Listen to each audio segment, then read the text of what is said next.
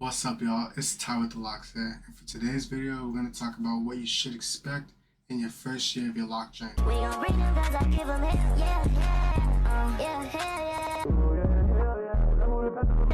When I first started, I'm not going to lie to you, I didn't know anything at all. I didn't know anything about parting. I didn't know anything about the styles of locks that you can do.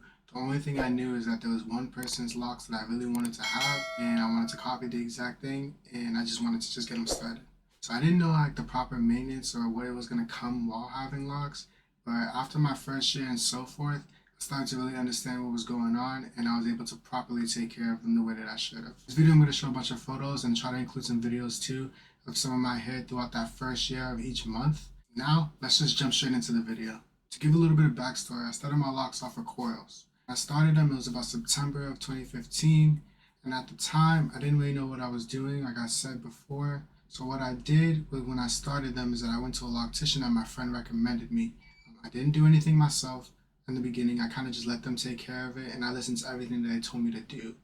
So let me tell you some of the things that you should expect. The first thing that you're probably going to experience in your starter lock journey is frizz. So frizz is when you have your hair and your locks kind of like have like these pieces that kind of stick out. Not sticking outward, but it's just like a little bit of like extraness to your locks. You might know what frizz is. The frizz is super necessary for your locks, right? It helps show that it's growing in a healthy, mature manner. The frizz is helping mat the locks together to make its own shape. So in order for your locks to become its own thing, you need the frizz. Do not cut the frizz off of your locks. Keep it going and just let it happen over time. Eventually fold into its own. The next thing that you might experience in your lock journey is buildup. So buildup is when you have some stuff on the root of your head. It usually can be like a white foamy thing. It typically happens from the type of product that you put in your hair, whether it's the conditioner that you use for your locks or the lock gel that you use if you would use beeswax, which I don't recommend. That can also cause buildup as well too.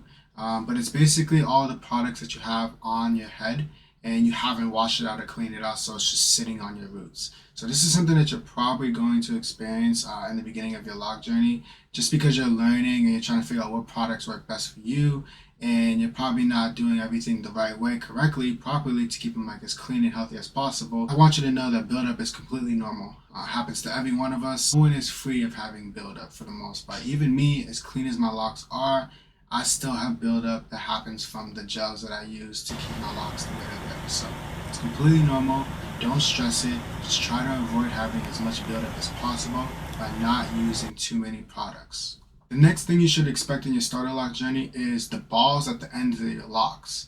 So you might see a little bit of like these frizzy circle balls at the end of your locks.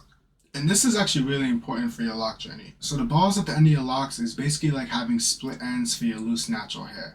So your locks are either doing two things. They're either sealing or shedding. For the shedding part, it can happen if you started your locks with your hair not being like freshly trimmed, or it was like dehydrated and your locks just need to shed off and they want to get that off. Kind of like you do when you have like split ends, loose natural hair. But when it comes to the sealing part, locks are clumping together. It's pretty important and it's helpful to know that the sealing part of your lock journey is not anything bad, and the shedding part of your lock journey is not anything bad either. Either one could possibly happen. It all just depends on how your hair has been taken care of. Like I said before, you do not want to cut this off. Another thing you might experience in your lock journey is shrinkage. Shrinkage is when you have your hair long, loose, natural, and then when you start it off in locks, it becomes a lot shorter than you thought it was going to be. This typically happens to mainly everyone that starts their lock journey, because you're either going to be doing your hair in like coils or a two-strand, and whenever you do those two things, it kind of makes your hair look shorter than it really is. Shrinkage is very normal. Don't get stressed about it and just acknowledge that it's going to be there. Your hair will get longer and it will continue to grow. So don't feel too much pressure to have it be extremely long if you had long hair before you started, or be so worried about the fact that it's really short if you started with your locks really short as well. So the last thing you might expect in your lock journey is budding. So budding I talked about in the previous video. I can link it up above or in the description below. In the budding process, the locks are forming its shape. It typically gets thick with a lot of frizz, and you start to see a shape of a lock that you don't know what it is. You're going to start to look at it and want to cut it off, or even think that you need to retwist it all the time, but you don't. You don't need to cut it off, because this is exactly what's supposed to happen.